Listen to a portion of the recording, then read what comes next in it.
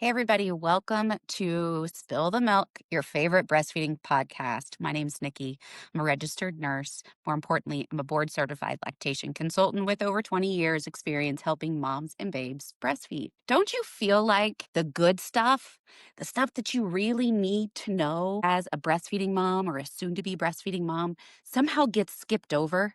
And we go to all this complicated things that sound so scary and people are talking about them everywhere and you're like, "Oh my gosh, oh my gosh."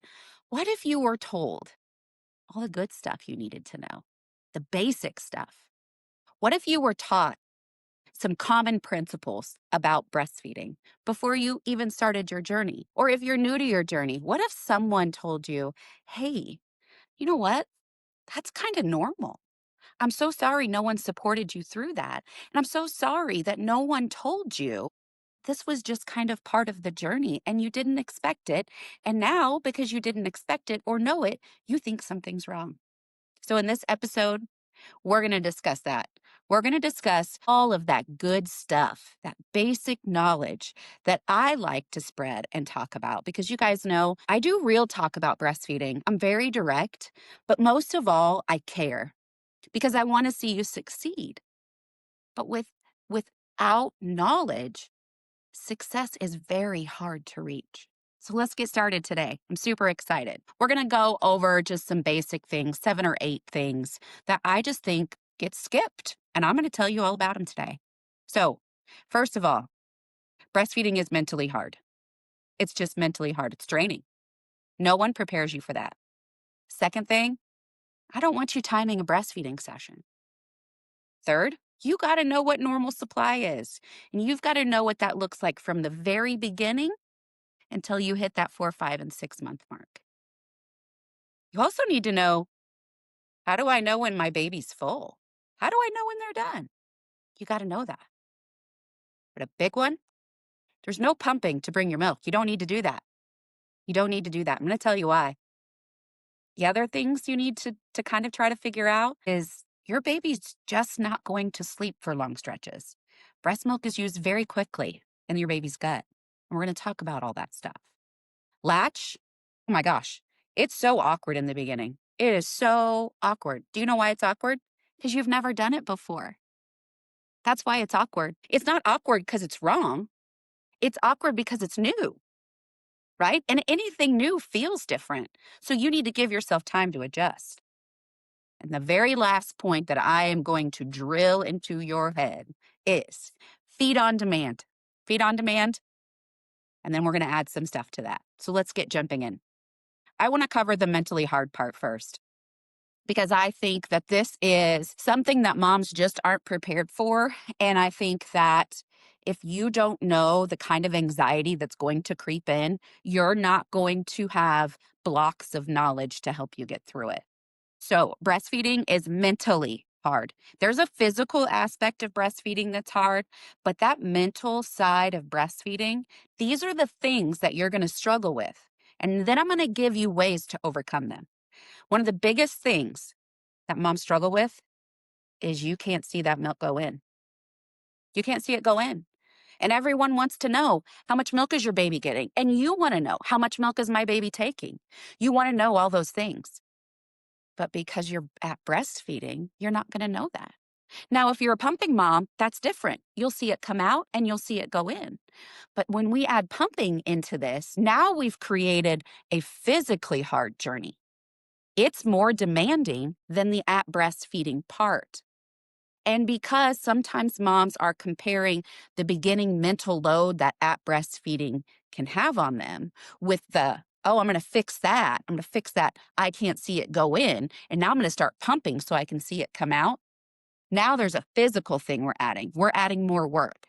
We're having you hook up to your pump, make sure you're pumping correctly, make sure your flanges fit correctly. Make sure all those things are in line. You're pumping responsively. I teach responsive pumping. You guys can grab that class. The link's in my bio.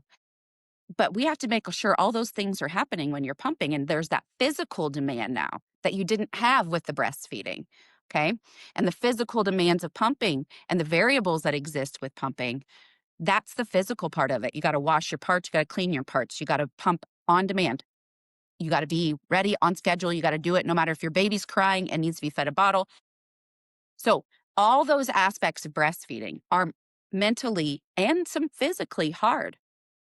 And if you can get over that big, huge barrier of, I can't tell how much my baby's getting. And I can give you ways to show you that your baby's getting full, which we're going to touch on here pretty soon. You're going to have those blocks of knowledge to be able to apply. How do you know? How do you know how much your baby's getting? Wet and poopy diapers. That's a good one to start with, right? Okay. So the next topic I'm going to talk about is there's no timing. Timing a breastfeeding session. This is basic breastfeeding lingo 101, breastfeeding knowledge 101 is you're not going to time a breastfeeding session. It's giving you no information besides what time you started breastfeeding and what time you stopped. That's not telling you a whole lot of anything. It's not telling you, did your baby eat actively? Was your baby effective at breast? It's only teaching you to look at a clock. It's not teaching you to watch your baby. Okay. And we're going to get into all those things to show you how your baby's getting enough. We're going to get there in a couple more sections. Just stay with me. Timing a feed gives you no information. If someone tells you to time a breastfeeding session, it is a red flag because we don't teach that anymore. Because guess what else happens?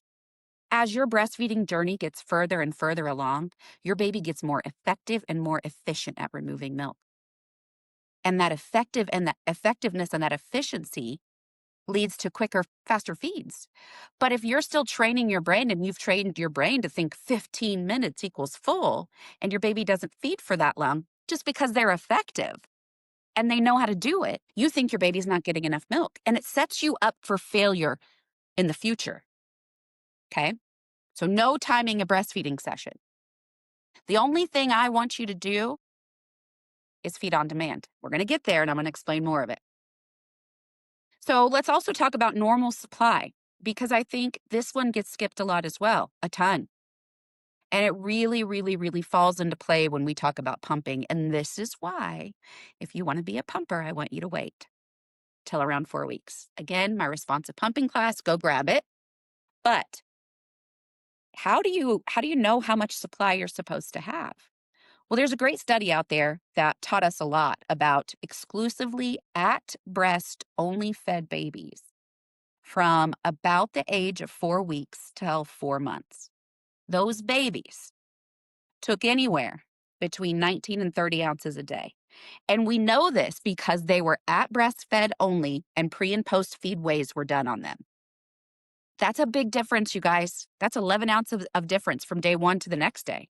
From the 4-month-old taking 20 ounces one day and the next day taking 22 or 32 or 30 or anywhere in there.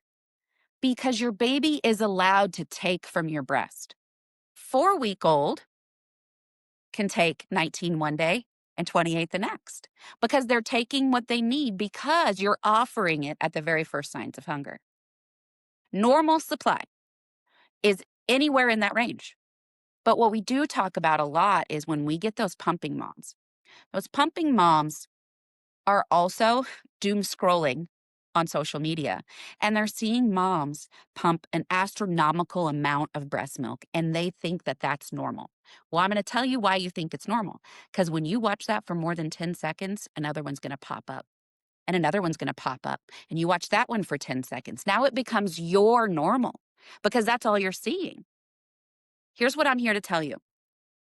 Normal supply per day is anywhere between 24 and 30 ounces. Babies typically take an ounce to an ounce and a half an hour in between feeds.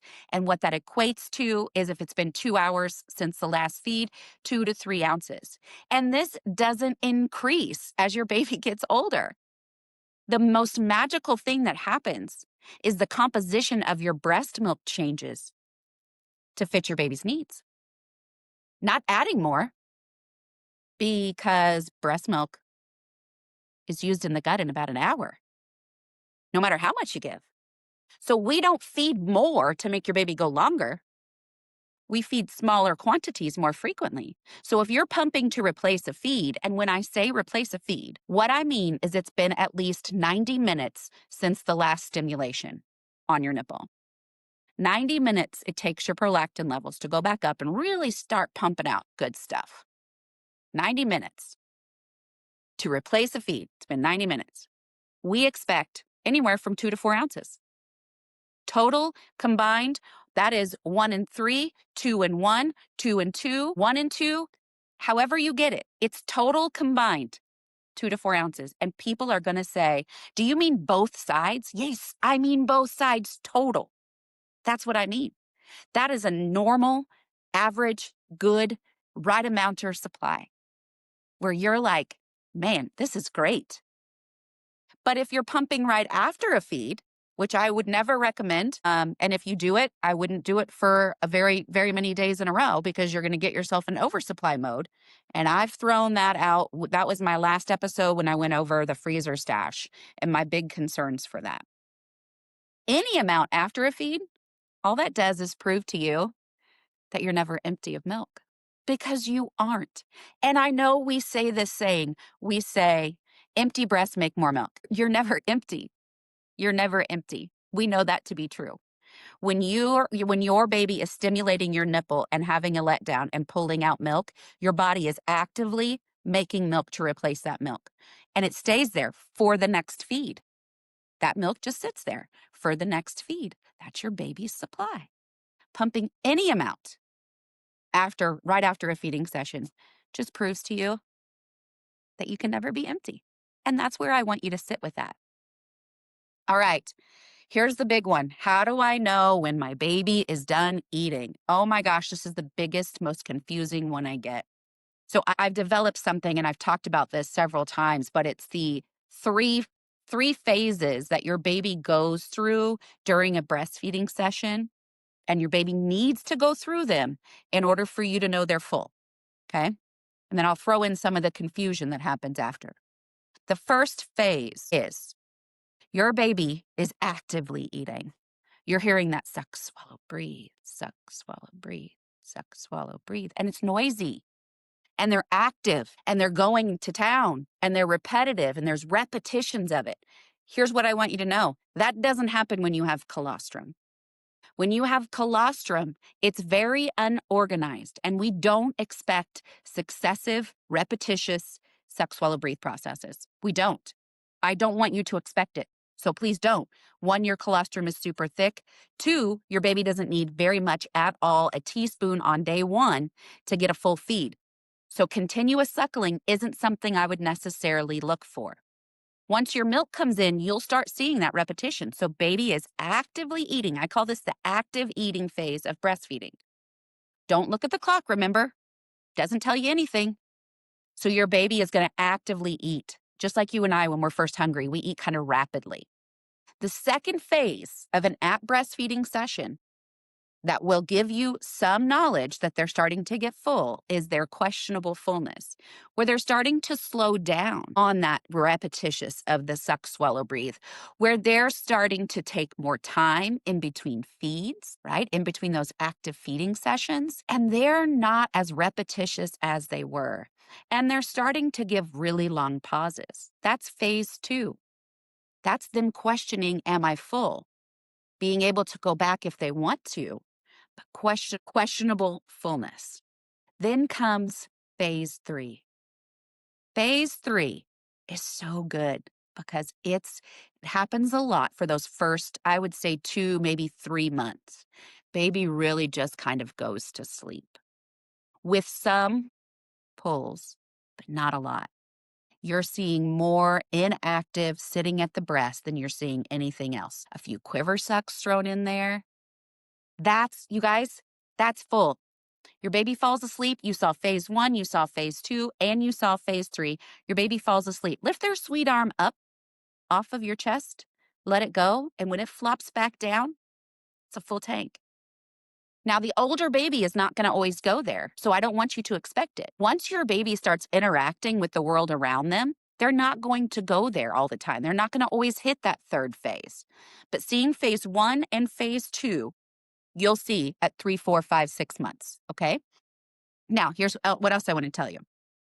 I get moms that are like, I saw all 3 phases. I took the baby off and they got frantic and they looked hungry again. And I put them back on and they started eating, but then they went right back to sleep. You got your answer in that statement. Your baby was frantic because you woke them up.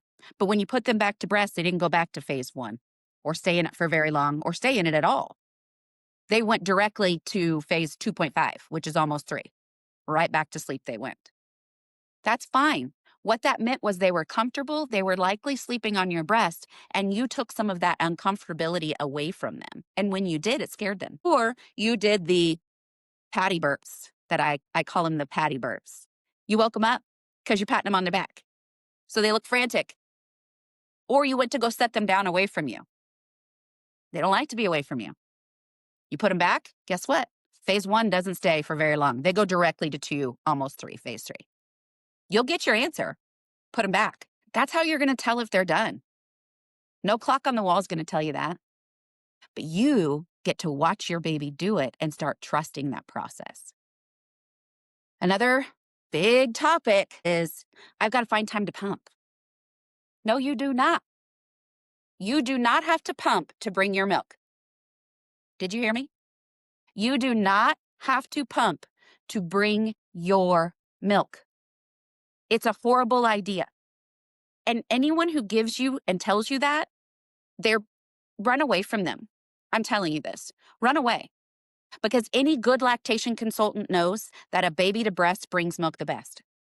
And you can't speed up the milk bringing process because it's all hormone based. By pumping, you're not going to bring your milk in faster. No, you're not. It's not meant to come in fast. Days 1 and 2, colostrum. Why? Because your body hasn't registered that there's not a baby in there yet, that the baby is gone, the placenta is gone. The placenta was spitting out progesterone and estrogen, which cancels out high levels of prolactin. The high levels of prolactin happen at around 16 weeks of pregnancy. But because you have progesterone and estrogen, they cancel out that higher level of prolactin. And you have colostrum, which is so important for your baby. Please don't speed this process up. Your baby needs that colostrum. It is the first natural immunity to coat their belly. It adds a level of protection. Once your body sheds the placenta, whether it's manual extraction, whether you're pushing it out, progesterone and estrogen drop. They drop and they fall, which allows that prolactin level to stay really high. Then your milk comes in. Listen, you can do whatever you want to do to make, if you think, oh my gosh, yes, if I pump, it's going to bring it faster. Why do you want to bring it faster? You want colostrum. You want transitional milk. That's the way Mother Nature intended it. Have patience. Again, your baby does not need a ton of milk on those first few days. We just need to make sure that we understand that your baby to breast is going to remove milk the best. You don't need to pump. Pumping is not necessary. I will die on this hill. I know you're going back to work. Wait until 4 weeks.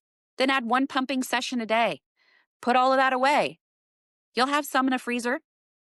You don't need to do it.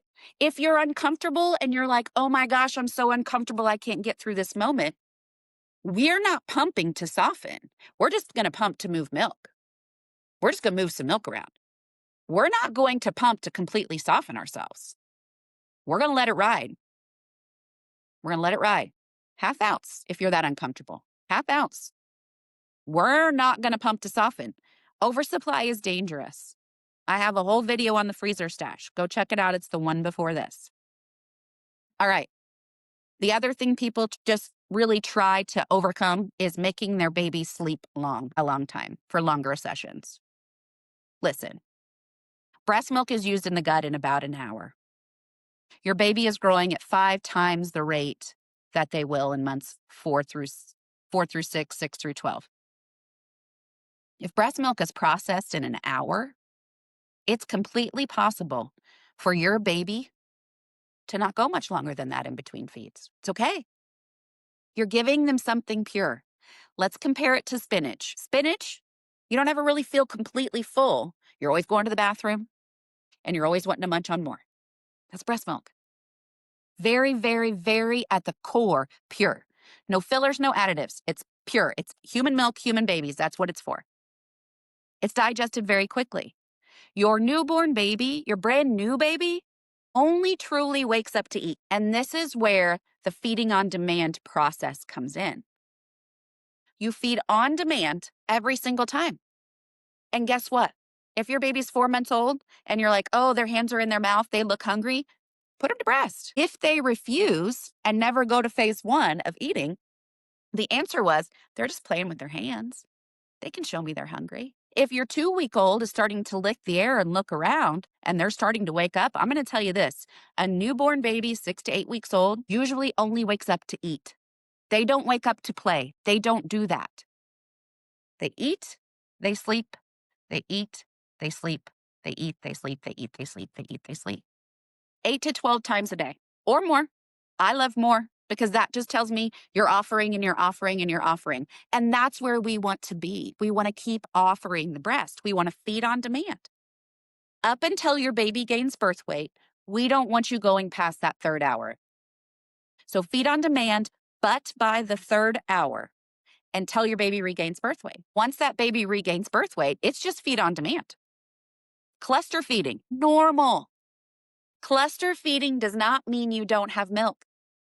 Cluster feeding, if your baby has the energy to go back to breast every hour to eat, girl, you got it made. You've got it made. You're feeding that baby well. It's when babies have to be woke up consistently at that 3rd hour that we start to worry. Because I know you're likely missing some hunger signs and feeding cues. If your baby's younger than 6 weeks, okay? So feed on demand. If your baby's older, 6, 8 weeks, just feed on demand. Just do it. Watch phase 1, watch phase 2, watch phase 3. They'll go through all of them. But if you just did phase 1, phase 2, and phase 3, and they acted hungry in 20 minutes, and you put them back on and they go immediately to phase 2.5, likely they just got woke up. But still put them there. It's still good. Your baby can never use you as a pacifier. Pacifiers don't give nutrition. Pacifiers don't drip milk in their mouth. They're exercised. Wait until the 4th week with that passive. All right, my biggest one, latch. You guys know, if you know me, if you've followed me on TikTok or any of my social media, latch is what I specialize in. Why do I teach latch? I teach latch for 2 reasons. 1, to keep you breastfeeding. And 2, because once your baby learns to drop their tongue, it's less I have to teach. People quit breastfeeding because of pain. It's the number 1 reason people quit, latch pain. So if I can give you remedies and show you things on how to fix latch and make it better, that's what I want to do. Because in that same token, what will happen is your baby will learn to drop its tongue. And then guess what? Once your baby learns to do that, there's no, oh my gosh, do this, oh my gosh, do that, turn the baby this way, move the baby that way, hold your breast like this. No, your baby just automatically, that nipple hits their top lip, they open their mouth, their tongue stays down, your nipple goes in, and they do their thing. It gets you there faster if you can learn latch. I have several ways for you to learn latch. If you are part of my Patreon community, I have a fast track to latch. You can go there and you can grab it. You will learn and see and be able to visualize, and you will be able to master a good latch. These are just some of the hugely important things that I think we skip over in breastfeeding world and breastfeeding land that I think are one of the most and some of the most essential things to discuss with a mom. I've also polled my audience and I'm like, what did you learn from me? What did you learn that was invaluable? And these are just things that they've said. They're also things I repeat on a regular basis. No one, not a single person deserves to have these things skipped over because they're an important part of your breastfeeding journey. And if you have a good expectation, you won't be scared when it happens. Listen, I hope this helps. If you're not a member of my Patreon community, please go there. Please, please, please join me and my community of moms. If you're not following me on social media, I am on TikTok and Instagram. I have a Facebook page. I have a website. I have all these things just for you, just for you. So hook up with me. Let's keep spilling the milk together. Thanks so much.